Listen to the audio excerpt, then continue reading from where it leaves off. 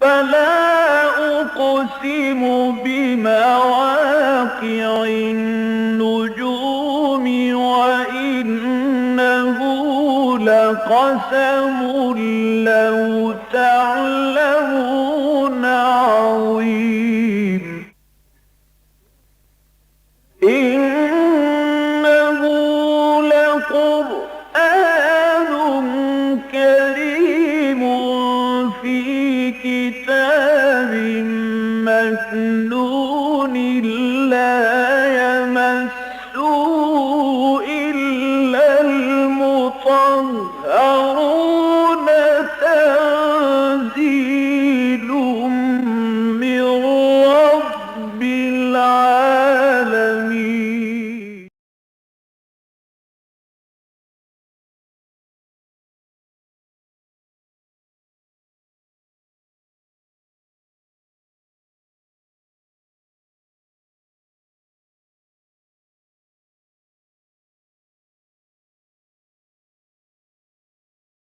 أعوذ بالله من الشيطان الرجيم.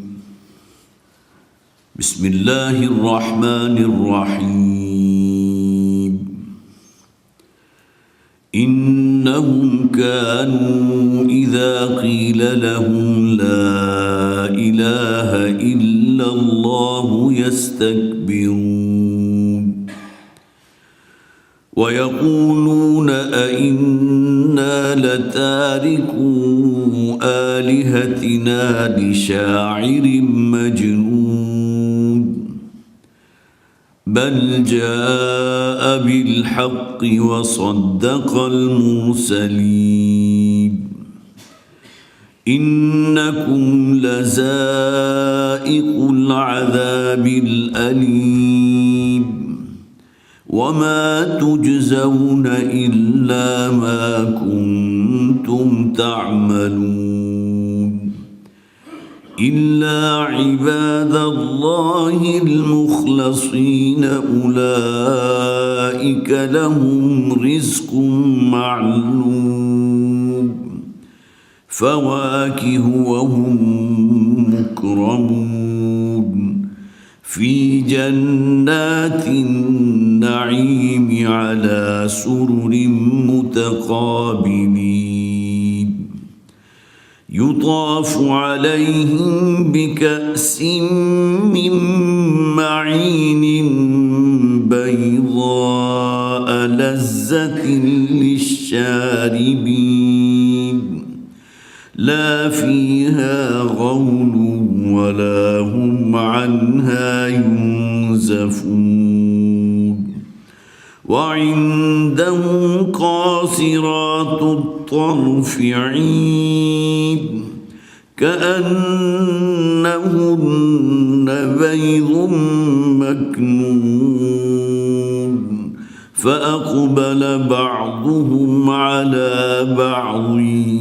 يتساءلون قال قائل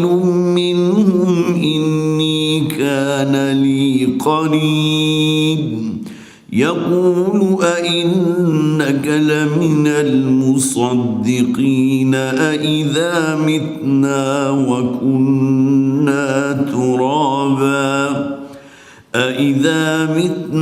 وكنا ترابا وعظاما أئنا لمدينون قال هل أنتم مطلعون فاطلع فرآه في سواء الجحيم قال تالله إن كدت لتردين ولولا نعمة ربي لكنت من المحضرين أفما نحن بميتين إلا موتتنا الأولى وما نحن بمعذبين إن هذا لهو الفوز العظيم لمثل هذا فليعمل العاملون صدق اللہ العظیم رب اشرح لي صدری ويسر لي امری واحلل عقدۃ من لسانی یفقهوا قولی اللهم الہمنا رشدنا واعذنا من شرور انفسنا آمین یا رب العالمین۔ آپ حضرات کے علم میں ہے سورہ صافات ہمارے زیر درس ہے، اس کا تقریباً 1.5 رکوع ہم پڑھ چکے ہیں اور دوسرے رکوع کا نصف ثانی ہے کہ جس کی ابھی میں نے آپ کے سامنے تلاوت کی ہے۔ یہ دوسرا رکوع چونکہ خاصا طویل ہے لہٰذا مجھے یہ گمان تھا کہ شاید تیسرے رکوع کا بھی ہم کچھ نہ کچھ حصہ آج جو ہے اس کو مکمل کر سکیں، لیکن اس کے لیے امکان نہیں ہے۔ صرف ذہن میں تازہ کر لیجئے کہ مصحف میں جو منازل ہیں اس اعتبار سے 6ٹھی منزل پر ہم ہیں۔ کل 7 منازل میں مصحف کو تقسیم کیا گیا اور اسی خیال سے کیا گیا کہ ہفتے میں 1 مرتبہ اگر کوئی شخص قرآن حکیم کو ختم کرنے کا عزم کرے تو روزانہ کی 1 منزل پڑھ لیا کر لے، 7 دنوں میں 7 منزلیں پوری ہو جائیں گی۔ لیکن مکی اور مدنی صورتوں کی جو تقسیم ہے اس حوالے سے ہم اس وقت 5ویں منزل پر ہیں۔ اس میں 13 صورتیں مکی تھیں جو سورہ سبا سے شروع ہو کر سورہ احقاف تک کی 13 مکی صورتیں ہیں اور 3 مدنی صورتیں ہیں، اور یہ مکی اور مدنی صورتوں کا گویا کہ 5واں گروپ اس طرح مکمل ہوتا ہے۔ مدنی صورتوں میں سب سے پہلے سورہ محمد ہے، پھر سورہ فتح ہے اور سورہ حجرات ہے۔ یہ سورت جو ہماری زیر مطالعہ ہے مکی، جیسا کہ اس گروپ میں شامل ہے کہ جو مکی صورتوں کا گروپ ہے، لیکن یہ کہ توحید کا، انذار آخرت کا اور اس کے علاوہ اور بہت سی ایسی مکی اسالیب کے آیات کا بڑا مختصر ہونا، مضامین کا بیان جو ہے اس کے اندر بڑا ایک جاہ و جلال کا ہونا، جہنم کے عذاب کا ذکر جو ہے بڑے شدید الفاظ میں ان آیات میں آپ کو ملے گا۔ اسی طرح جو اہل جنت ہے ان کے لیے جو اللہ تعالیٰ ریوارڈ انہیں عطا فرمائے گا، جو اجر عظیم عطا فرمائے گا، اس کا ذکر بھی بہت ہی خوبصورت انداز میں اس سورہ مبارکہ میں آپ کو نظر آ جائے، جو آج آیات ہم انشاءاللہ ہمارے زیر درس آئیں گی۔ فرمایا انہم کانوا اذا قیل لہم لا الہ الا اللہ یستکبرون۔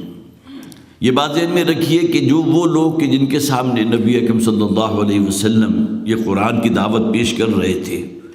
جو اہل مکہ تھے، وہ اپنے آپ کو یہ سمجھتے تھے کہ ہم دین ابراہیمی پر ہیں، بارہا اس کا ذکر ہو چکا۔ یہی وجہ کہ حج کی عبادت بھی ان کے ہاں موجود تھی اور جو مختلف مناسک ہیں حج کی عبادت کے اس پر بھی پوری طرح کاربند تھے۔ یہ الگ بات ہے کہ وہ توحید جو اصل جوہر ہوتا ہے، جو اصل ایسنس ہوتا ہے کسی بھی گویا کہ نظریے کے اعتبار سے، نظریہ توحید جو ہے اس کے اوپر یہ قائم نہیں تھے، بلکہ بہت سی دیویاں اور دیوتا جو ہے انہوں نے گھڑ لی تھی اور انہیں اپنا حاجت روا بھی سمجھتے تھے، مشکل کشا بھی سمجھتے تھے۔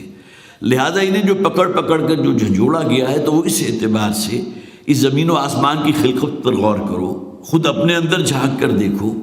کیا کسی ایک رب کے تم قائل نہیں ہو؟ اس لیے کہ انسانی منطق اس بات کا جو ہے وہ تقاضا کرتی ہے کہ اگر ایک کی بجائے اختیار کئی کے ہاتھ میں چلا جائے تو لفسدتا، تو پھر تو بڑا عظیم فساد جو ہے وہ برپا ہو جائے گا۔ قرآن حکیم نے بھی اس بات کو بطور دلیل پیش کیا ہے کہ اگر اس کائنات کے ایک کی بجائے 2 الہ ہوتے یا کئی الہ ہوتے تو تم دیکھتے کہ اس کائنات کے اندر کہیں توازن نظر نہ آتا، بلکہ عظیم فساد جو ہے وہ رونما ہو چکا ہوتا۔ تو انہم کانوا اذا قیل لہم لا الہ الا اللہ یستکبرون۔ اب یہاں استکبار کسے کہا گیا؟ جب انہیں کہا جاتا ہے کہ اللہ کے سوا کوئی معبود نہیں، گویا کہ وہ توحید کے جس کے علم بردار تھے حضرت ابراہیم علیہ السلام، جن کے بارے میں قرآن میں کئی مقامات پر کہا گیا وما کان من المشرکین، وما کان من المشرکین، گویا کہ ان کا تو طرہ امتیاز یہ تھا کہ شرک کی جو کوئی خفی سے خفی ترین شکل بھی ہو سکتی ہے اس سے بھی حضرت ابراہیم علیہ السلام بالکل جو ہے وہ اس کے اندر ملوث نہیں ہوئے،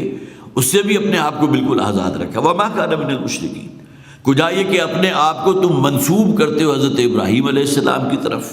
اور تمہارا اپنا معاملہ یہ ہے کہ کئی دیویاں اور دیوتا ہیں کہ جن کے تم پجاری بنے ہوئے ہو، لہذا جب انہیں کہا جاتا ہے اللہ کے سوا کوئی معبود نہیں ہے تو یستکبرون، تو استکبار کرتے ہیں۔ غیر اللہ کے علاوہ کسی اور کو الہ ماننا یہ استکبار ہے۔ اللہ کا حکم پس پشت ہو، انسان کی اپنی خواہش، اپنا نفس، نفسانی خواہشات اگر وہ مقدم ہو گئی تو یہ بھی شرک ہے، یہ بھی استکبار ہے۔ اور اس پر دلیل قرآن حکیم کی آیت ہے ارأیت یا افرأیت من اتخذ الہہ ہوا، دو مقامات پر اس مضمون کو بیان کیا گیا۔ اے نبی کہ آپ نے اس شخص کی حالت پر غور کیا جس نے اپنی خواہشات نفس کو اپنا معبود بنا لیا۔ تو سب سے بڑا استکبار تو یہ ہے جس سے گویا کہ انسان کو یہ چومکھی جنگ وہ ہے کہ جس سے ہر لحظہ انسان دوچار رہتا ہے۔ یہ انگیخت جو ہے انسانی خواہشات کی وہ تو اسے اکساتی ہے۔ ان النفس لامارۃ بالسوء، یہ حیوانی خواہشات تو انسان کو گویا کہ راغب کرتی ہیں، حکم دیتی ہیں اس شے کی طرف کہ جو سوائے نجس کے، سوائے سوء اور برائی کے اور کچھ نہیں۔ اور یہی معاملہ گویا کہ سب سے بڑا ظلم یا سب سے بڑی برائی اگر ہو سکتی تو وہ شرک ہے۔ تو استکبار جو ہے انسان کو شرک تک پہنچا دیتا ہے۔ جب انہیں کہا جاتا ہے کہ اللہ کے سوا کوئی معبود نہیں تو استکبار کرتے ہیں۔ اور استکبار کی وجوہات کیا ہیں؟ اس لیے کہ یہ جو بتوں کا ابطال کیا گیا اس کی بنیاد پر ان کے اندر عصبیت پیدا ہو گئی، اپنے وہ بت پرستانہ دین کے لیے عصبیت۔ پھر یہ کہ ان کی روٹی اور ان کا معاش جو ہے وہ وابستہ تھا ان بتوں کے ساتھ،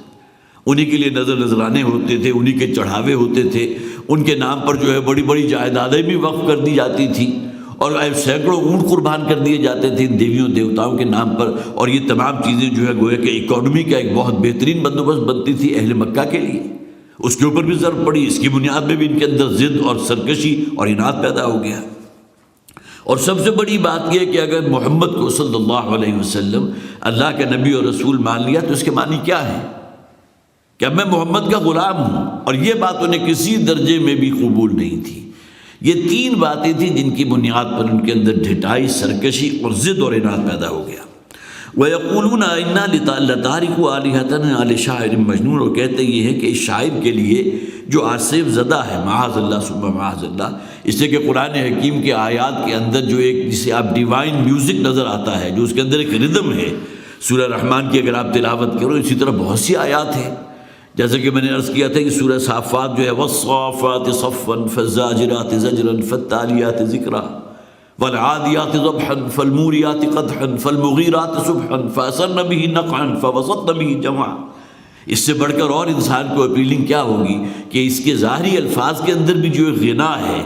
اور اس کے جس طرح ردیف اور قوافی آپس میں ملتے ہیں، تو شاعری تو انہوں نے اس کو قرار دیا، لیکن یہ کہہ دیا کہ یہ جو شاعر ہے یہ مجنون ہے، معاذ اللہ، ان پر کسی آصف کا سایہ ہو چکا۔ بل جاء بالحق وصدق المرسلین، بلکہ یہ آئے ہیں وہ حق بات لے کر، یہ قرآن سے بڑا کوئی حق نہیں، اور انہوں نے تصدیق کی ہے تمام رسولوں کی۔ گویا کہ تورات کو بھی قرآن تسلیم کرتا ہے، انجیل کو بھی قرآن تسلیم کرتا ہے، زبور کو بھی قرآن تسلیم کرتا ہے، قوم ہود کا ذکر قرآن میں موجود ہے، تمام انبیاء اور رسول جن کا ذکر قرآن میں ہے، تقریباً 29 یا 28 کی تعداد ہے ان کی، ان تمام کو تو تسلیم کرتا ہے۔ تو محمد رسول اللہ صلی اللہ علیہ وسلم تو گویا کہ تصدیق کرتے ہوا ہے پہلے انبیاء کی، انکم لذائق العذاب العلیم، اس لیے کہ اب تمہیں لازماً وہ دردناک عذاب جو ہے اس کا مزہ چکھنا ہے، وما تجزون الا ما کنتم تعملون، اور جو تمہیں سزا دی جا رہی ہے، جو بدلہ دیا جا رہا ہے، جہنم جو اب تمہارا جو ہے وہ ٹھکانہ بنی ہے، تو یہ تمہارے اپنے اعمال ہیں کہ جنہوں نے یہ روپ دھار لیا ہے۔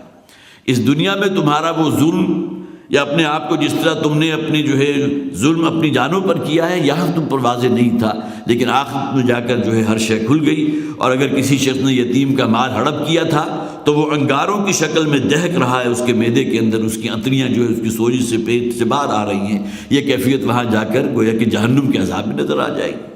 اور نبی اکرم صلی اللہ علیہ وسلم کو یہ عذاب جہنم کی بہت سی وہ چیزیں ہیں جن کا مشاہدہ کرایا گیا تھا شب معراج میں۔ الا عباد اللہ المخلصین، اب دیکھیے اب آگے ذکر ہو رہا ہے ان مخلصین کا۔ مخلص کون ہے؟ جنہیں اللہ تعالیٰ نے اپنے لیے خالص کر لیا۔ دیکھیے ہدایت جو ہے وہ سراسر محتاج ہے اس بات کی کہ اللہ کی طرف سے توفیق ملتی ہے تو انسان ہدایت کرتا ہے۔ ہدایت کے راستے پر آنا من جانب اللہ، توفیق اللہ کی طرف سے، لیکن اللہ تعالیٰ توفیق کسے دیتا ہے؟ یہاں بھی تو ہمیں کچھ اپنی منطق لڑانی چاہیے نا۔ ایک شخص اگر اپنی خواہشات نفسانی اور حیوانی جبلتوں سے باہر نکلنے کو تیار ہی نہیں تو اللہ تعالیٰ تو معاذ اللہ ظالم شمار ہوگا اگر اس سے زبردستی پکڑ کے ہدایت کے راستے پر لے آئے۔ اور اس کے بالکل برعکس ایک شخص جو ہے وہ سلیم الطبع ہے، اس کی عقل سلیم ہے، وہ تمام چیزوں پر غور و فکر کرتا ہے، ایک رب کو ماننے والا ہے، ماننے کی کوشش کرتا ہے، اللہ تعالیٰ زبردستی اسے شرک یا جو دوسرا رستہ ہے، جو برائی کا رستہ ہے، اس پر تو نہیں ڈالے گا۔ تو جس کے اندر طلب ہوتی ہے اللہ تعالیٰ اسی کو عطا فرماتا ہے۔ الا عباد اللہ المخلصین، سوائے اللہ کے ان بندوں کے جو مخلص ہو چکے ہیں، جنہیں اللہ تعالیٰ پسند کر چکا ہے، جو اپنی اس سرشت کی بنیاد پر بھی اور اپنے عزم اور ہمت کی بنیاد پر بھی اس تقویٰ کے رستے پر ہیں، اللہ کی فرما برداری والے رستے پہ ہیں۔ یہ وہ لوگ ہیں کہ جو خالص کر لیے گئے، اللہ تعالیٰ نے اپنے لیے جنہیں خالص کر دیا۔ اولئک لہم رزق معلوم، اور یہ وہ لوگ ہیں کہ جن کے لیے ایک رزق ہے وہاں اللہ تعالیٰ کی طرف سے، جس کا انہیں خوب علم ہے۔ اب اس کے بارے میں ہمارے ہاں تفاسیر میں مفسرین نے بہت سی رائیں استعمال کی ہیں، بیان کی ہیں۔ معلوم سے مراد وہ بھی ہے کہ وہ رزق ہے جس کا ذکر قرآن اور حدیث میں ملا۔ قرآن حکیم میں آخر جنت کی نعمتوں کا ذکر ہے نا، پھلوں کا ذکر بھی ہے، حور و غلمان کا ذکر بھی ہے، اس کے علاوہ جو ہے مختلف قسم کے لحم طیر مما یشتہون، وہ پرندوں کا بہت ہی جس کے اندر ان کے لیے جو ہے بڑی اشتہا ہے، اس گوشت کا ذکر بھی موجود ہے۔ تو وہ تمام نعمتیں جن کا ذکر قرآن میں ہے اور جن کے بارے میں خبر دی ہے محمد رسول اللہ صلی اللہ علیہ وسلم نے، لیکن حضور نے ایک شرط اس کے ساتھ عائد کر دی تھی کہ جنت کی جتنی بھی نعمتیں ہیں ان کے بارے میں تم کوئی وہم اور گمان جو ہے وہ کر نہیں سکتے، تمہارے دل میں کوئی اس کا صحیح ادراک واقع نہیں ہو سکتا، اس لیے کہ مشابہ ہوں گی انہی چیزیں کو جو تمہیں اس دنیا میں دی گئی۔ لہذا قرآن میں یہ بھی کہا گیا کہ انہیں وہ پھل دیے جائیں گے وہاں جو ان کے لیے بڑے معلوم ہیں، جن کو وہ خوب اچھی طرح جانتے ہیں، لیکن یہ کہ جہاں تک معاملہ ہے ان کے ذائقے کا، ان کے فلیور کا، ان کی راحت کا، ان کی لذت کا، ان کی شیرینی کا کوئی مقابلہ ہے ہی نہیں دنیا کے پھلوں کے ساتھ۔ جس طرح کہ جہنم کے بارے میں آپ کو معلوم ہے کہ اس کی آگ جو ہے اس کا کوئی آپ مقابلہ اس دنیا کی آگ سے نہیں کر سکتے۔ اس کے لیے احادیث میں بہت ہی سخت الفاظ بھی ہیں، جسے 70 سال تک دہکایا گیا اور وہ سرخ رنگ کی ہو گئی، پھر 70 سال تک دہکایا گیا اور وہ نیلے رنگ کی ہو گئی، اور اس کے بعد بالکل سیاہ رنگ اس نے اختیار کر لیا۔ اب اس سے ہم کیا شے مراد لیں گے؟ ہمارا وہم و ادراک جو ہے وہ تو وہاں جا کر جو ہے گھٹنے ٹیک دیتا ہے، ہم تو نہیں اس کا اندازہ کر سکتے۔ ہاں ہمارے ہاں اب آگ کے وہ ٹیمپریچر بھی ہم جو ہے آرٹیفیشلی کریٹ کر لیتے ہیں، جو لاکھوں نہیں بلکہ کروڑوں ڈگری سینٹی گریڈ ہوتے ہیں۔ نیوکلیئر ویپن اگر کہیں پھٹے گا تو وہاں جو درجہ حرارت ہوگا، تو سننے میں یہ آیا جتنے بھی لوہے کی چیزیں ہوں گی وہ بخارات بن کر اڑ جائیں گی، اس لیے کہ پانی جو ہے اسے جب 100 درجے کے اوپر کھلایا جاتا ہے تو وہ بخارات بن جاتا ہے نا۔ لیکن آپ اگر کئی ہزار ڈگری سینٹی گریڈ جو ہے لوہے کو لگائیں گے، کوئی شعلہ اس کو دیں گے، وہ پگھل جائے گا، لیکن اس کے بعد وہ ویپرائز ہو جائے، وہ بخارات بن کر اڑ جائے، وہ انرجی تو آج انسان نے بھی پیدا کر لی۔ تو یہی معاملہ جنت کی نعمتوں کا بھی ہے۔ رزق و معلوم سے ایک بات تو یہ مراد لی گئی، وہ چیزیں کہ جن کا ذکر ان کے علم میں ہے، اہل جنت کے علم میں، جو قرآن اور حدیث میں موجود ہیں۔ اور دوسرا ایک ترجمہ یہ بھی کیا گیا معلوم سے مراد وہ جو بڑی مانوس چیزیں ہیں۔ لیکن نا ایک شے وہ ہے کہ جس کو دیکھتے ہی آپ کی طبیعت مائل ہوتی ہے اس کو حاصل کرنے کے لیے، کیونکہ کھانے کی کوئی خوبصورت شے ہے، یہ الگ بات ہے کہ آپ جب اس کو چکھیں گے یا اس کا کوئی بائٹ لیں گے تو ممکن ہے انتہائی کڑوی کسیلی ہو، لیکن اگر دیکھنے میں بڑی خوبصورت لگ رہی ہے، جو بڑی مانوس ہے، جو آپ کو اپنی طرف جو ہے کہ کھینچنے والی ہے، یہ شے بھی مراد ہو سکتی ہے کہ اللہ تعالیٰ وہ رزق انہیں عطا فرمائے گا جو نہ صرف یہ کہ ذائقے میں، فلیور میں، لذت میں کہیں بڑھ کر ہوں گے، بلکہ یہ کہ ان کے اندر وہ صلاحیت بھی ہوگی کہ وہ اپنی طرف کھینچنے والے ہوں گے اہل جنت کو۔ اسی طرح پھر ایک مراد جو ہے یہ بھی لی گئی کہ وہ رزق جو بڑی عزت والا رزق ہے، رزق معلوم، اگرچہ اگلی آیت کے اندر مکرمون کا لفظ بھی آ گیا کہ جس میں باعزت روزی، ایک تو روزی وہ ہوتی ہے نا جو آپ نے کسی فقیر کو دے دی۔ آپ نے دیکھا ہوگا جمعے کے دن کہیں مسجد کے باہر جو ہے لائن لگا کر کچھ لوگ بیٹھے ہوئے ہیں، کوئی ایک شخص آیا دیگ لے کر آیا، شاپر بیگ کے اندر کوئی تھوڑے چاول دیے اور ہر شخص کو جو ہے وہ دیتا چلا گیا۔ یہ تو لنگر کا کھانا ہے۔ ایک یہ آپ نے کسی کا اعزاز کیا، اس کا اکرام کیا،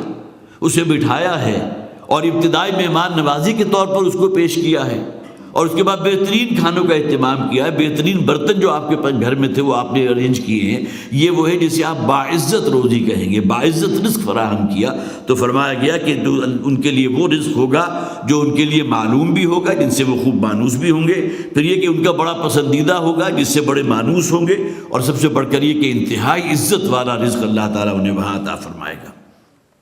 فواکہ وہم مکرمون، اور وہاں انہیں پیش کیے جائیں گے مختلف انواع و اقسام کے پھل، فاکہہ اس کی جمع فواکہ، اور یہاں مفسرین نے لکھا ہے یہاں پھل سے مراد وہ لذت والی چیزیں ہیں، اور خاص طور پر اس میں جو ڈرائی فروٹس ہمارے ہاں ہوتے ہیں نا، ایک کشمش ہے اور وہی انگور کی شکل میں تھی لیکن خشک ہو گئی تو کشمش ہو گئی، منقع بن گئی، بہت اس کے اندر نئی لذت پیدا ہو گئی۔ اسی طرح ایک انجیر وہ ہے جو آپ بازار میں کھاتے ہیں، حاصل کر لیتے ہیں، جو خشک انجیر ہوتی ہے، لیکن کہیں کسی درخت کے قریب جا کر وہ تازہ انجیر اگر کھائیں آپ تو اس کا اپنا ذائقہ ہوتا ہے۔ تو جو مختلف نوعیتیں ہیں تو عام طور پر جس پھل کو خشک کر لیا گیا اس کی لذت بڑھ جاتی ہے۔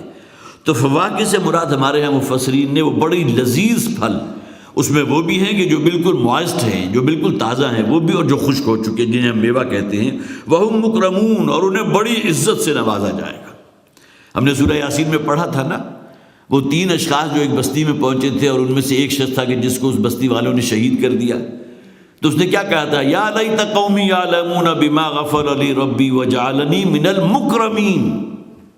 کاش کہ میری قوم کے لوگوں کو یہ علم حاصل ہو جائے، کاش کہ یہ معلومات ان تک پہنچ جائیں کہ میرے رب نے کتنا اکرام کیا ہے میرا، کہاں وہ رب ہے جو خالق ارض و سما ہے اور کہاں میں ایک حقیر انسان۔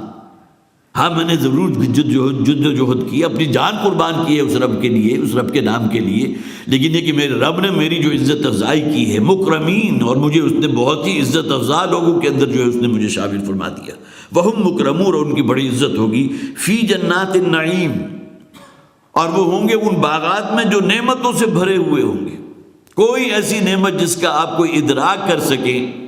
وہ جنت میں ان کے لیے فراہم کی جائے گی۔ لہم فیہا ما تشتہیہ الانفس ولہم فیہا ما یدعون، ان کے لیے ہر شے وہ ہوگی جن کی اشتہا ان کے دل میں موجود ہو، اور جو شے وہ طلب کریں گے ان کے لیے لا حاضر کی جائے گی۔ اس دنیا میں تو معاملات یہ ہوتے ہیں کہ ہزاروں خواہشیں ایسی کہ ہر خواہش پہ دم نکلے،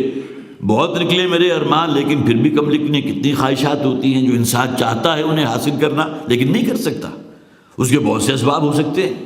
لیکن یہ کہ جنت میں کوئی ایسی خواہش نہیں ہوگی انسان کی کہ جو ادھوری رہ جائے، کوئی خواہش اس میں پیدا ہو۔ یہ الگ بات ہے کہ من جانب شر کوئی خواہش پیدا ہوگی نہیں سرے سے،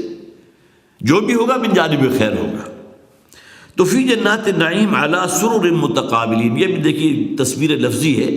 جس طرح جو بہت ہی کوئی ہمارا جو ایلیٹ فیملیز ہوتی ہیں وہ کہیں چلی جائیں باہر ایکسکرشن کے اوپر اور بہت ہی جڑاؤ قسم کے تخت ہوں، گاؤں تکیے لگے ہوں، ایک دوسرے کو فیس کرتے ہوئے بیٹھے ہوں، اور یہاں فیس کرنے سے مراد یہ ہے کہ ایک دوسرے کے لیے دل کے اندر کوئی رنجش نہیں ہے۔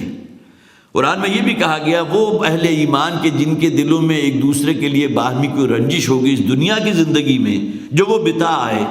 اللہ تعالیٰ اس رنجش کو قیامت کے دن اور اس کے بعد جو جنت کا معاملہ ہے اس میں اس کو دور کر دے گا۔ وَنَزَعْنَا مَا فِي صُدُورِهِم مِّن غِلٍّ إِخْوَانًا عَلَىٰ سُرُرٍ مُتَقَابِلِينَ،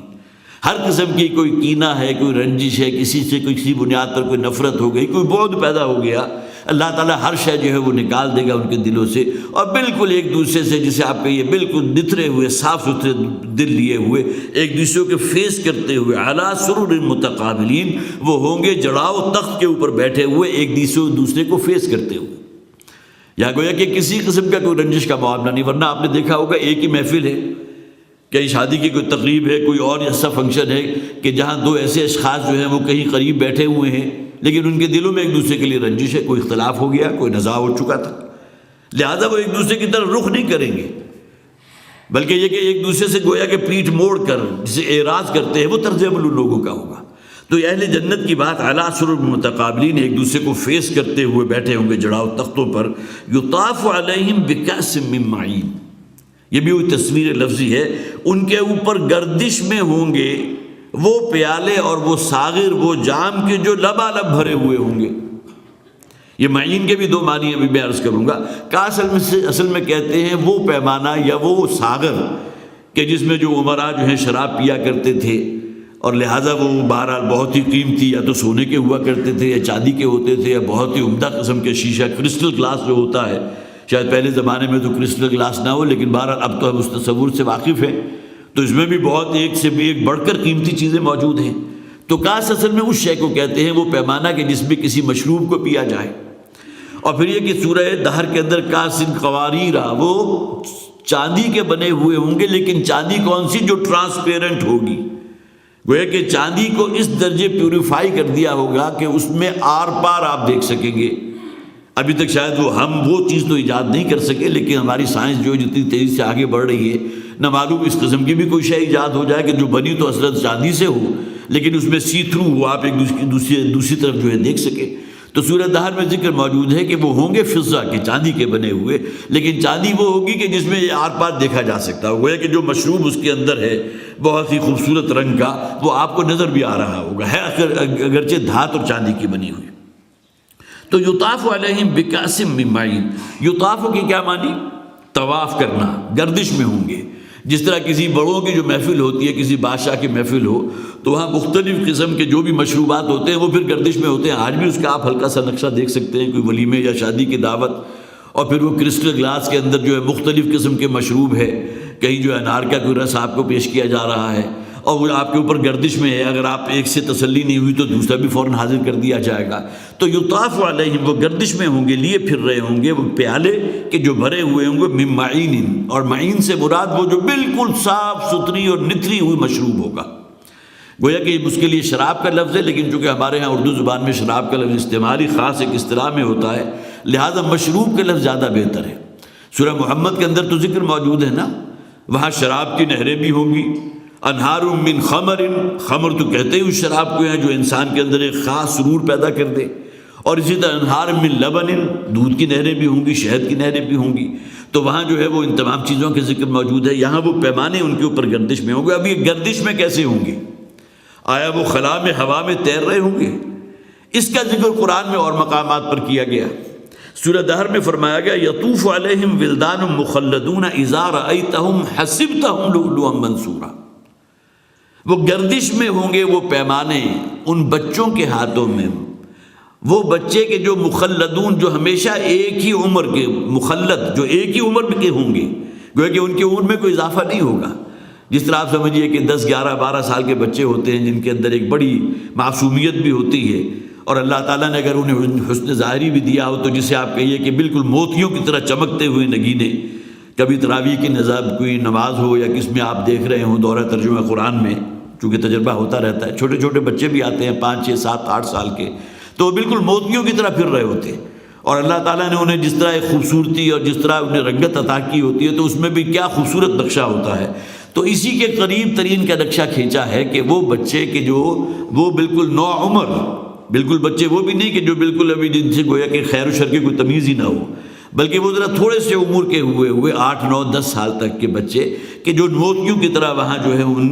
تمام پیمانوں کے لیے پھر رہے ہوں گے۔ یطوف علیہم ولدان مخلدون، وہاں ولدان کا لفظ آیا جو بچے کو کہتے ہیں۔ اسی طرح فرمایا گیا سورہ طور میں یطوف علیہم غلمان لہم کانہم لؤلؤ مکنون، غلمان بھی کہتے ہیں جو وہ جسے آپ شعور سن کہتے ہیں، اس سے پہلے کی جو ایج ہوتی ہے 10 11 12 سال، اس ایج کے بچے۔ اب اس کے بارے میں ہمارے ہاں مفسرین نے بہرحال مختلف آراء موجود ہیں۔ حضرت انس، حضرت سمرہ بنت جندب رضی اللہ تعالی عنہ، ان دو کی آراء ہیں، اور انہوں نے کہا کہ یہ اصل میں مشرکین کے بچے ہوں گے کہ جن کو انتہائی خوبصورت موتیوں کی شکل میں اس دن اللہ تعالیٰ تبدیل کر دے گا، اور وہ حرکت میں ہوں گے ان کے لیے ان جام اور وہ ساغر کو لیے ہوئے ان کی تواضع کے لیے۔ اسی طرح ایک یہ بھی کہا گیا کہ جن لوگوں کے والدین جو ہیں جنتی ہوں گے ان کے بچے تو ان کے ساتھ جنت ہی میں رکھے جائیں گے، یہ بھی ایک اور رائے ہے جو احادیث میں آپ کو ملتی ہے۔ لیکن جن کے والدین جنتی نہیں ہوں گے ان کے بچوں کو گویا کہ ان سے یہ خدام کے طور پر وہاں اللہ کا اپنا کام ہے، اور پھر یہ کہ اس کے لیے ہم کوئی دلیل بازی شروع کر دیں کہ یہ جو چائلڈ لیبر ہے کہیں اس کے اندر نہ آ جائے، فلاں نہ ہو جائے، فلاں نہ ہو جائے، یہ تمام پیمانے آپ کے اس دنیا کے لیے ہیں۔ آخرت تو غیب کی شے ہے نا، وہاں تو جو کچھ ہوگا ابھی آگے کی جو آیات پڑھیں گے تو اس میں بھی انسان ایک دم متحیر ہو جاتا ہے کہ یہ معاملہ وہاں ہوگا، خاص طور پہ جہاں اہل جہنم کا ذکر ہے۔ تو وہاں کوئی جو کیفیت بھی ہوگی اللہ تعالیٰ ہم میں سے جس کو بھی وہاں پہنچائے، اللہ کرے کہ سبھی وہیں پہنچے، تو وہی وہ حقیقت کھلے گی کہ جنہیں غلمان کہا گیا، جنہیں ولدان کہا گیا، مخلدون کہا گیا، اور اسی طرح غلمان لہم کانہم لؤلؤ مکنون، اور وہ اتنے خوبصورت ہوں گے اور اتنے اٹریکٹیو ہوں گے کہ گویا کہ بہت ہی خوبصورت موتی ہوں جن کو غلافوں میں لپیٹ دیا گیا۔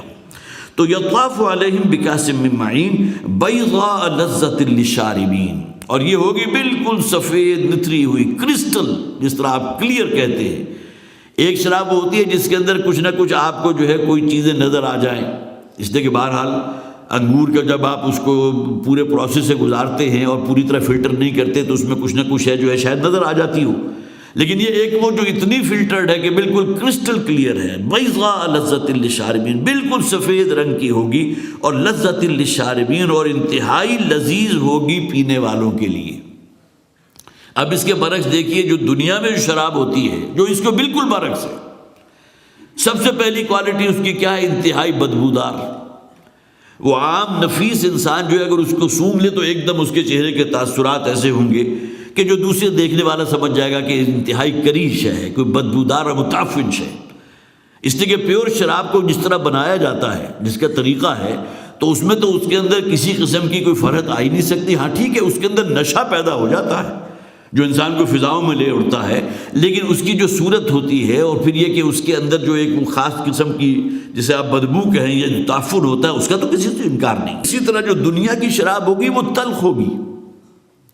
لہذا اگر فرض کیجئے، ظاہر ہے کہ ہم میں سے کسی کو تجربہ اس کا نہیں ہے، لیکن فرض کیجئے کہ شروع میں اگر کوئی پیتا ہے تو جس طرح کوئی سگریٹ پینے والا اگر کوئی بالکل آغاز میں ہو تو ممکن ہے کہ فوری طور پر دھونکنی کے ساتھ کھانسی شروع ہو جائے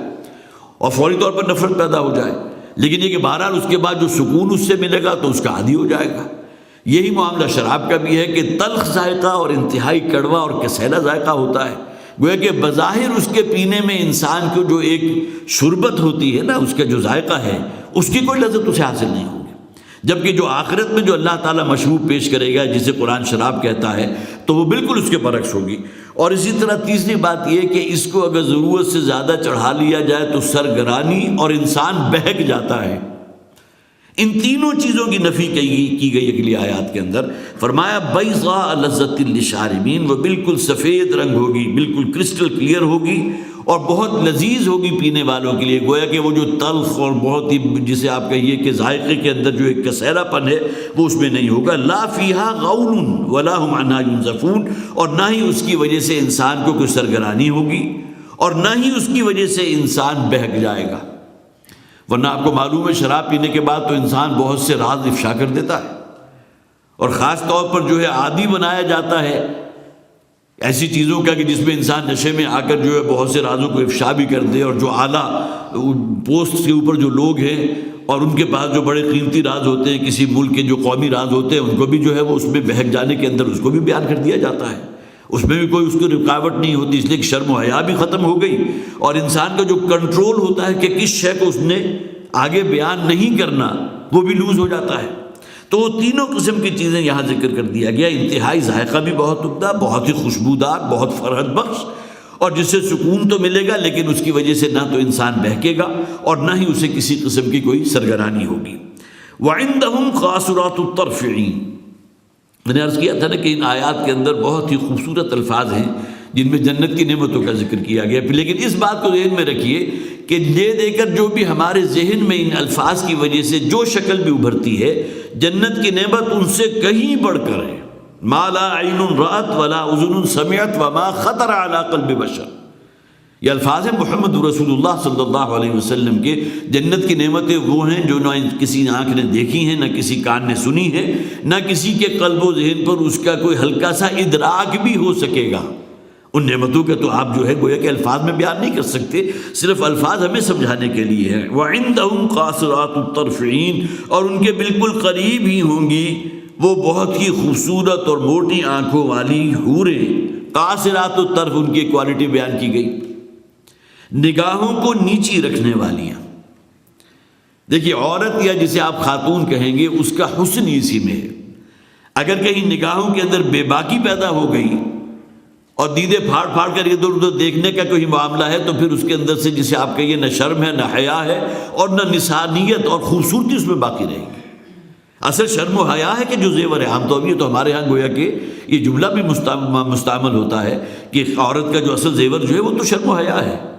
اسی طرح قصر کسے کہتے ہیں؟ مختصر کر دینا، کم کر دینا، لمٹ کر دینا۔ آپ کی ظہر کی 4 رکعتیں آپ نے نماز قصر ادا کی تو اس میں 4 کی بجائے آپ نے 2 پڑھی۔ تو قاصرات الطرف، نگاہوں کو محدود کرنے والیاں۔ ایک ہوتی ہے وہ جسے آپ کہیے کہ دیدہ پھاڑ کے دیکھنے والی، ایک وہ ہے جن کی نگاہیں جھکی ہوئی ہوں گی، جس کے آپ کہیں گے کہ فیلڈ آف ویژن جو ہے نا،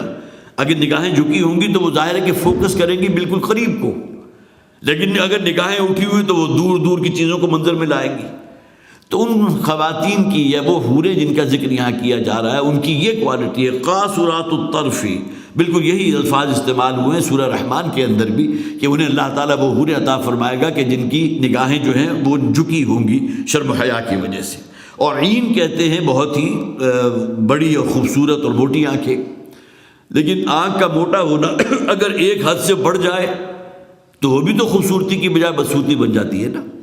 یہ تھائرائڈ کا جو گلینڈ ہے اس کے بعض ایسے ہوتے ہیں وہ ہارمونز، وہ اگر زیادہ ہو جائیں تو آنکھیں بہت زیادہ نمایاں ہو جاتی ہیں، بہت بڑھ جاتی ہیں۔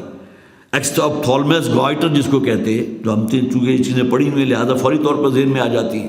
لیکن وہ موٹی اور باہر نکلی ہوئی یا بڑی آنکھ جو ہے وہ خوبصورتی کا ضامن نہیں ہوتی، وہ تو ایک عیب بن جاتا ہے، وہ تو ایک بیماری کی علامت ہے۔ انتہائی معتدل، انتہائی متوازن اور پھر خوبصورت، اور وہ آنکھیں کہ جن کی سفیدی اور سیاہی بہت نمایاں ہو۔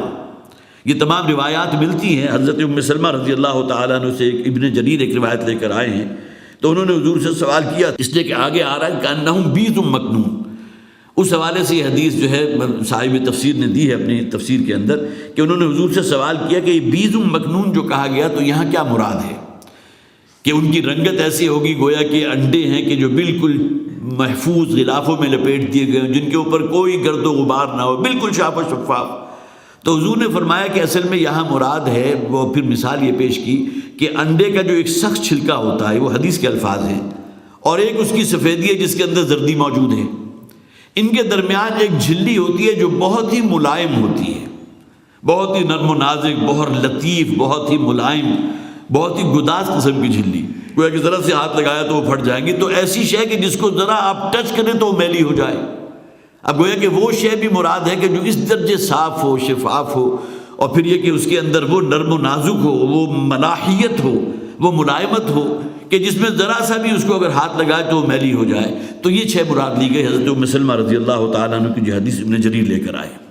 تو عندہم قاصرات الطرف عین، بہت ہی موٹی اور خوبصورت آنکھوں والی، نگاہوں کو جھکا کر رکھنے والی شرم و حیا کی وجہ سے، کأنہم بیض مکنون، اور گویا کہ وہ ہیں وہ انڈے کے جن کو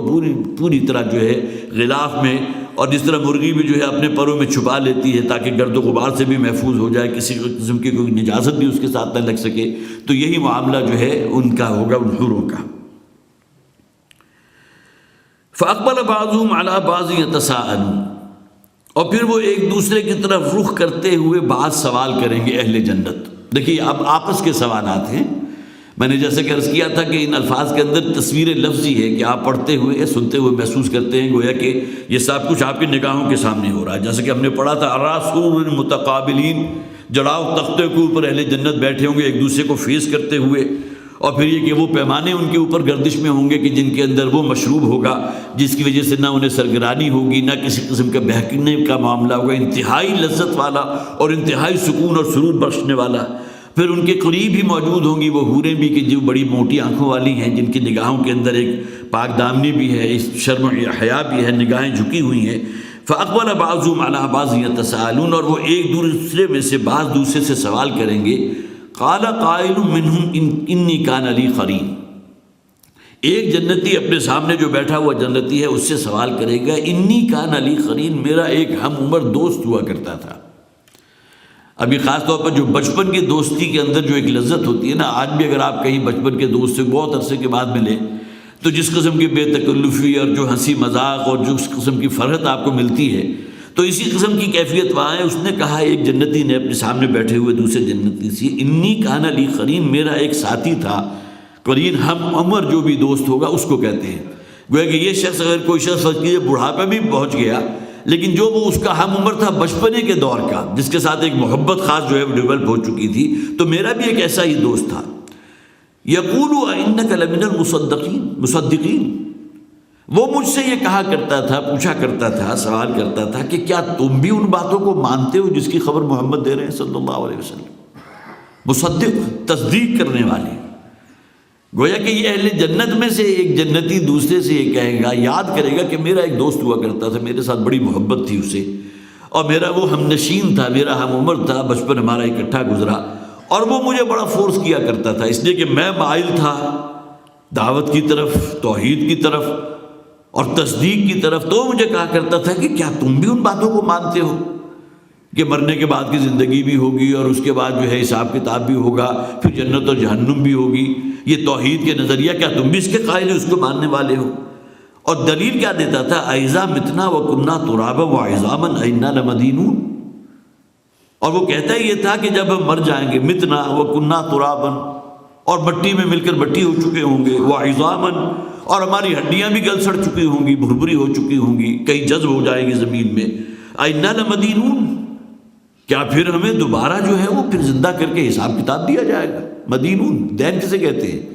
قرضے کو کہتے ہیں، آپ نے دیا جو آپ کو واپس کرنا ہے۔ اسی طرح لین دین کے لیے آتا ہے یہ لفظ لمدینون، اور اسی میں جزا و سزا کے لیے بھی آ گیا، گویا کہ وہ کہ جس میں انسان کو اس کے اعمال کا یا اس کے اقوال کا یا جو لفظ اس کی زبان سے نکلا ہر ایک کا بھرپور بدلہ مل جائے، لمدینون۔ تو کیا ہمیں پھر وہی جو ہے وہ کوئی جواب دہی بھی ہوگی اور حساب کتاب بھی ہوگی، جزا و سزا بھی ہوگی، یہ لین دین وہاں بھی ہوگا؟ قال، تو وہ کہے گا دوسرا شخص جس سے اس نے سوال کیا تھا جنتی نے، هل انتم مطلعون، یہاں یہ بھی مراد ہے کہ کیا تم اس کے بارے میں جاننا چاہتے ہو؟ اور ایک یہ بھی کہا گیا مفسرین کی طرف سے کہ کوئی حاطف غیبی، کوئی فرشتہ آ کر اس شخص سے کہے گا جس نے یہ سوال کیا تھا کہ بچپن میں میرا ایک دوست ہوا کرتا تھا جس سے میری بڑی محبت تھی، ہاں وہ مجھے مجبور ضرور کیا کرتا تھا، اپنے اس دین بت پرستی کی طرف کھینچتا تھا، لیکن میں قائم رہا۔ اگر فرض کیجئے کہ حضور کا دور ہے تو میں اسی دعوت کے اوپر جازم رہا جو محمد صلی اللہ علیہ وسلم نے، اللہ کے رسول نے پیش کی تھی۔ تو کوئی فرشتہ اس سے کہے گا قال هل انتم مطلعون، کیا تم اس کے بارے میں کوئی مطلع ہونا چاہتے ہو؟ اب کس حال ہے، کن حالوں میں ہے، کیا حشر ہو رہا اس کا؟ فاطلع فرآہ فی سواء الجحیم، اور پھر بندوبست کیا جائے گا اور وہ جھانکے گا جہنم میں، اور وہ اسے دیکھے گا عین بیچ جہنم کی آگ کے اندر۔ فاطلع، پس وہ جھانکے گا اس کو، فرآہ، اور پھر اس کو دیکھے گا فی سواء الجحیم، جہنم کے عین وسط کے اندر۔ اب یہاں بھی سوال پیدا ہوتے ہیں، وہ جہنم جس میں اربوں انسان ہیں، اگر کہیں چند ہزار انسان ہو، آپ ذرا تھوڑی سی بلندی پر ہوں تو آپ کسی ایک شخص کو پہچان نہیں سکتے، لیکن یہ ہمارے سارے مادی پیمانے ہیں۔ ان پیمانوں کی بنیاد پر اگر آپ جو ہے آخرت کی زندگی یا ان چیزوں کو ناپنے لگیں تب تو معاملہ جو ہے یہیں سے گویا کہ معاملہ خلاص ہو جائے گا۔ وہاں کے معاملات ہی بالکل اور ہیں۔ اب تو ہم یہ بھی ہیں نا کہ یہاں بیٹھا ہوا ایک شخص جو امریکہ بات کر لیتا ہے، اسی لمحے ادھر اس نے سوال کیا اور ادھر آپ کو جواب مل گیا۔ اب ویڈیو کیمرے کے ذریعے آپ گویا کہ اس کی تصویر بھی دیکھ رہے ہیں۔ اگر انسان یہاں تک پہنچ سکتا ہے تو کیا اللہ تعالیٰ قادر نہیں ہے کہ اس دن جو ہے اس شخص کو وہ دکھا دے جو کروڑوں لاکھوں اربوں انسانوں کے اندر وہ شخص موجود ہے جس کی حسرت اس کے دل میں پیدا ہوئی کہ میرا وہ بچپن کا دوست جو تھا اس کا کیا معاملہ ہوا، وہ کہاں ہے، کن حالوں میں ہے، کیا بیت رہی ہے اس کے اوپر؟ تو فاطلع فرآہ فی سواء الجحیم، اور پھر وہ جھانکے گا اور پھر دیکھے گا اسے کہ جہنم کے بالکل وسط میں وہ موجود ہے اور جہنم کی آگ میں گھرا ہوا ہے۔ قالت اللہ ان کدت لتردین، اب اس پر یہ شخص کہے گا خدا کی قسم تم نے تو پوری کوشش کی تھی کہ مجھے گمراہ کر دیتے۔ اب دیکھیں اس شخص کی زبان سے نکلے ہوئے الفاظ، اس جہنمی تک پہنچ جانا۔ اب ہم جو ہے ممکن ہے کہ ہمارا جو کوئی منطقی آدمی ہے وہ یہیں اعتراض کھڑا کر دے، یہ کیسے ممکن ہے؟ لیکن وہی بات ہے کہ ان پیمانوں کو آپ دنیاوی پیمانوں کے اوپر نہیں ناپ سکتے۔ اب تو میں جیسے عرض کیا کہ اب تو آج یہاں بیٹھے ہوئے بھی 20,000 میل کے فاصلے پر کوئی شخص ہے تو آپ اس سے گفتگو بھی کر لیتے ہیں، اس کی تصویر بھی دیکھ لیتے ہیں، تو اب تو یہ چیزیں ماننا کوئی زیادہ مشکل کام رہا نہیں، بلکہ اس سے بھی آگے نکل جائیے، آپ کا جو سیارہ مریخ تک پہنچ چکا ہے، کروڑوں میل دور تک، وہاں تک بھی رسائی ہے، وہاں بھی اگر کوئی شخص فرض کیجئے کوئی شخص بھی اس کے اندر موجود ہے آپ اس سے بھی گفتگو کر سکتے ہیں۔ تو یہ کوئی ایسے انہونی بات تو نہیں ہے کہ انسان سوچے گا یہ کیسے ممکن ہوگا، اس لیے کہ جہاں یہ شے آگے یہ کیسے ممکن ہو گیا وہاں تو ایمان کی نفی ہو گئی، وہاں تو پھر ایمان بالآخرت تو نہیں ہے۔ تو قالت اللہ ان کدت لتردین، خدا کی قسم تم نے تو پوری کوشش کی تھی، پورا زور لگایا تھا لتردین کہ تم مجھے بھی گمراہ کر دیتے، مجھے بھی اسی گڑھے کے اندر تم نے پہنچانے میں کوئی جو ہے کسر نہیں چھوڑی تھی۔ اور ظاہر ہے کہ بچپن کی دوستی کے اندر ایک دوسرے کے ساتھ آپ کو معلوم ہے یہی دوستیاں ہوتی ہیں، اگر کوئی بگڑا ہوا دوست ہے انسان کی جو ہے اس کی صحبت میں رہتے وہ بھی بگڑے ہوئے رستے پر وہ کہیں نشہ کرنے لگے گا، ایڈکٹ ہو جائے گا، کہیں سے فرض کیجئے کہ جرائم پیشہ شخصوں کے اندر وہ بن جائے، کسی جتھے کا رکن بن جائے، اس لیے کہ وہ صحبت اسے اس کی ملی تھی کہ جو شروع ہی سے گویا کہ اس کی گرومنگ ہی اس طرح ہوئی کہ اس کے اندر ایک معاملہ جو ہے گمراہی کا تھا، غلط تھا۔ تو تم نے تو پوری کوشش کی تھی کہ مجھے بھی یہیں اسی جہنم کے گڑھے میں جھونک دیتے، وَلَوْلَا نِعْمَةُ رَبِّي، اور اگر میرے رب ہی کا کرم نہ ہوتا، میرے رب ہی کی رحمت اور اس کی رحمت اگر مجھے حاصل نہ ہوتی، لَكُنْتُ مِنَ الْمُحْضَرِينَ، تو میرا بھی یہی معاملہ ہوتا کہ مجھے بھی اسی طرح جکڑ کر اسے جہنم میں ڈال دیا گیا ہوتا۔ تو یہ گویا کہ ایک جو مکالمہ ہے جنتیوں کا آپس میں، اور پھر فوری طور پر وہ شخص جس کے بارے میں اس کے دل میں، اس جنتی کے دل میں وہ جذبہ پیدا ہوا تھا، اس کا مشاہدہ بھی کرا دیا گیا، اور وہ مکالمہ جو ہے یہاں قرآن حکیم نے پوری طرح نقل کر دیا۔ یہ ساری چیزیں ہیں مستقبل کی، لیکن اس درجے سرٹن ہیں، اس درجے گویا کہ ہونی ہے کہ اس کا ذکر کیا گیا ہے مضارع میں اور ماضی کے اندر، گویا کہ یہ چیز ہو چکی۔ اس کے معنی یہ نہیں ہے کہ یہ ہو چکی، ہوگی۔ اہل جنت ایک دوسرے میں سوال کریں گے، اللہ تعالیٰ کو تو معلوم ہے نا، یہ زمانے اللہ کے لیے تو نہیں ہے، یہ زمانہ تو ہمارے لیے ہے کہ ہمارے لیے یہ زمانہ ماضی کا ہے، یہ اب حال جو ہے، حال کا تو کوئی وجود ہی نہیں ہے۔ اب سے 2 لمحے پہلے کے جو لمحات تھے وہ اب ماضی ہو چکے، اور آنے والے 2 لمحات مستقبل ہیں، لیکن جیسے ہی وہ گزریں گے تو حال میں آ کر گویا کہ اس کا تو کوئی وجود ہے ہی نہیں۔ اگرچہ انسان ہر وقت حال میں رہتا ہے، لیکن حال کا دورانیہ کیا ہے، اس کا تو وجود نہ ہونے کے برابر ہے۔ یا ماضی ہے جو 60-70 برس پر پھیلا ہوا ہے، یا مستقبل ہے جو آنے والے گویا کہ زندگی کے بقیہ سال ہیں، وہ اللہ کو معلوم ہے کہ کتنے ہوں گے۔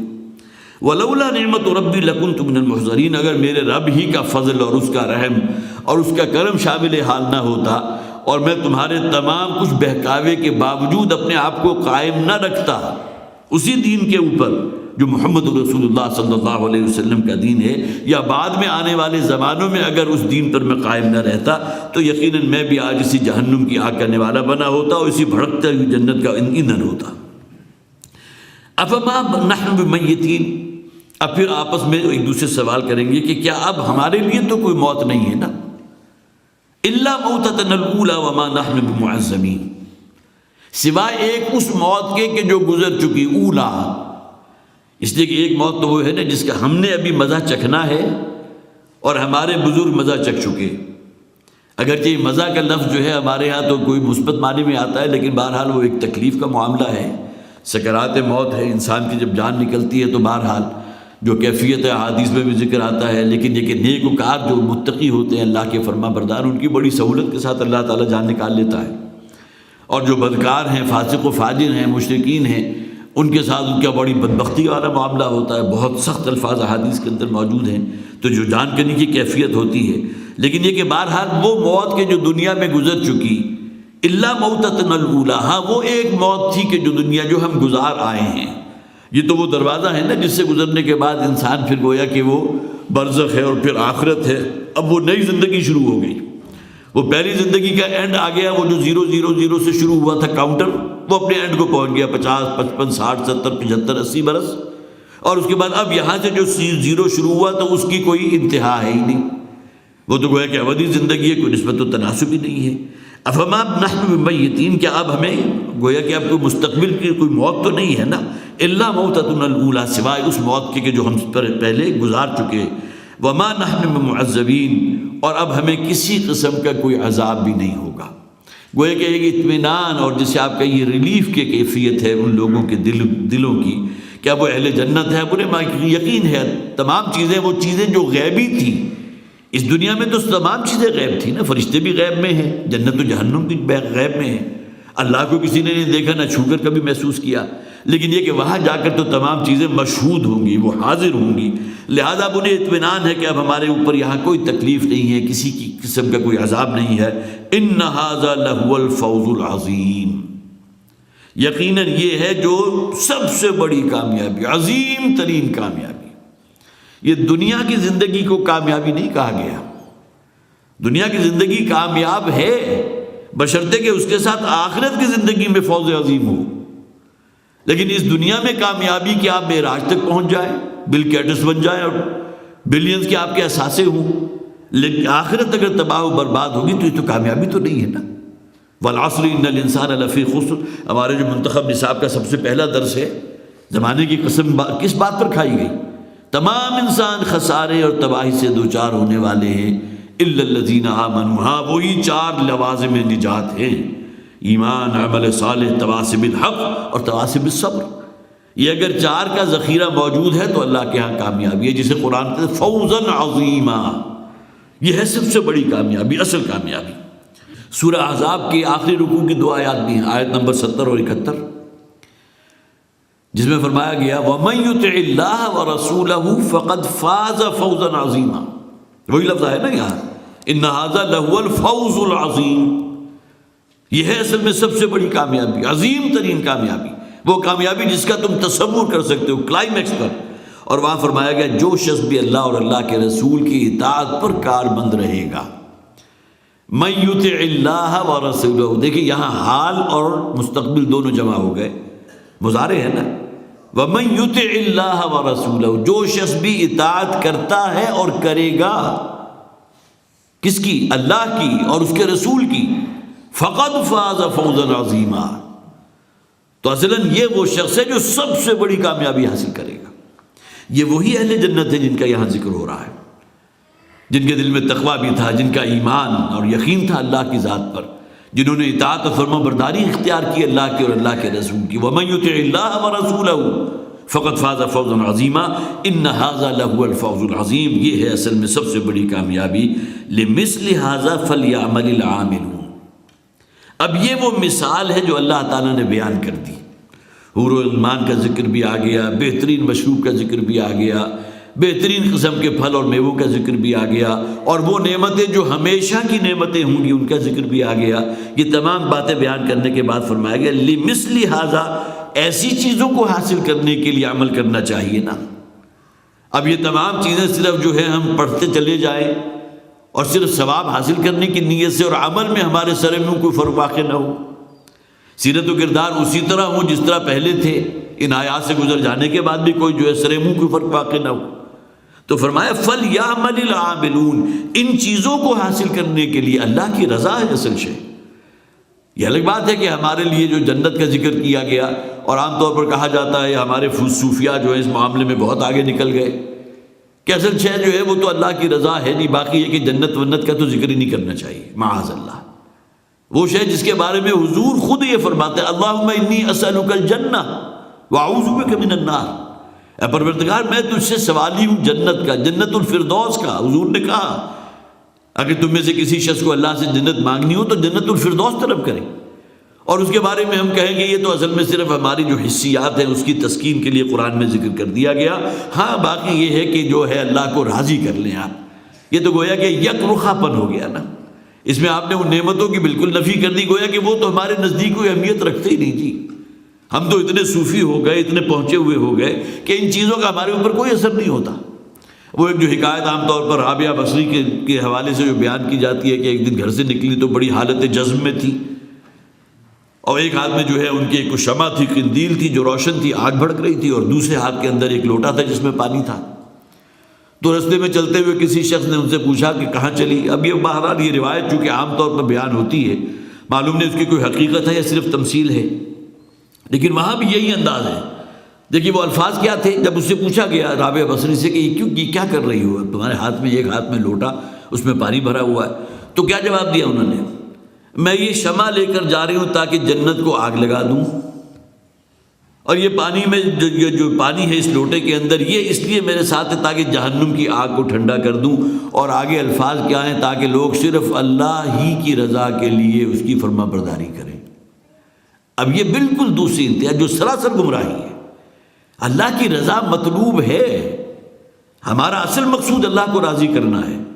لیکن جن چیزوں کا اللہ تعالیٰ نے مظاہر قرار دیا کہ میری رضامندی کے یہ مظاہر ہیں،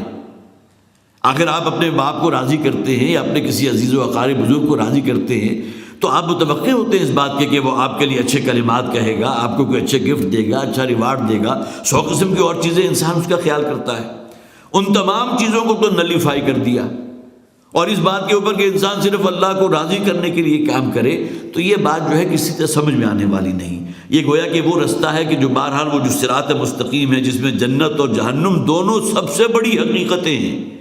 ان کی نفی کرتے ہوئے کہ جنت کو تو میں آگ لگا دوں اور جہنم کو ٹھنڈا کر دوں اس لوٹے کے پانی کے ذریعے، تو یہ چیز جو ہے یہ بہرحال ہمارے یہاں اگر تصوف یا اس قسم کی باتیں اس طرح آگے بڑھ رہی ہیں تو اس کا وہ دین نہیں ہے جو محمد رسول اللہ صلی اللہ علیہ وسلم لے کر آئے۔ تو ان ھذا لہو الفوز العظیم، یقیناً یہ ہے جو سب سے بڑی کامیابی ہے۔ لمثل ھذا فلیعمل العاملون، اب یہ میرے اور آپ کے لیے ہے کہ یہ ہیں وہ چیزیں، یہ ہیں وہ مثالیں یا یہ باتیں جو بیان کی گئی جنت کی نعمتیں، اس کے لیے چاہیے کہ محنت کرنے والے، عمل کرنے والے اس میں آگے بڑھیں۔ فذلک فلیتنافس المتنافسون، یہ میدان موجود ہے نا، اس میں آگے بڑھو۔ سارعوا الی مغفرۃ من ربکم، اپنے رب کی مغفرت حاصل کرنے کے لیے اور اس جنت کے حصول کے لیے۔ سورہ حدید میں تو خاص طور پر ذکر کیا گیا، سارعوا الی مغفرۃ من ربکم وجنۃ عرضھا کعرض السماء والارض۔ اللہ کو راضی کرنا بھی یقیناً ضروری ہے، لیکن اس کے ساتھ ساتھ اس جنت کا حصول، اس کے لیے محنت کرو، اس کے لیے آگے بڑھو، اس لیے کہ اگر جنت نہیں ہے تو پھر جہنم ہے، اور جہنم کی ہولناکی کا ذکر اگلی آیات میں آئے گا۔ تو جتنے خوبصورت الفاظ اس جنت کی نعمتوں کے بارے میں آپ نے پڑھے، اتنے ہی جسے آپ کہیے کہ انتہائی لرزا دینے والے الفاظ جو جہنم کے لیے اگلی آیات کے اندر موجود ہیں۔ اللہ تعالیٰ کی پناہ مانگنی چاہیے اور خاص طور پر دعا کرنی چاہیے کہ اللہ تعالیٰ ہمیں ان لوگوں میں شامل فرمائے کہ جو اللہ کی رضا تک بھی ہمیں پہنچائیں اور اس جنت کے حصول کے لیے بھی ہمارے لیے جو ہے وہ رستہ بنا سکے اور اس صراط مستقیم پر ہم چل سکیں۔ بس میرا خیال ہے یہی ہم ختم کرتے ہیں، اللہ تعالیٰ سے دعا کرتے ہوئے کہ اللہ تعالیٰ ہمیں ان باتوں کی توفیق عطا فرمائے۔ بارک اللہ لی ولکم فی القرآن العظیم ونفعنی وإیاکم بالآیات والذکر الحکیم۔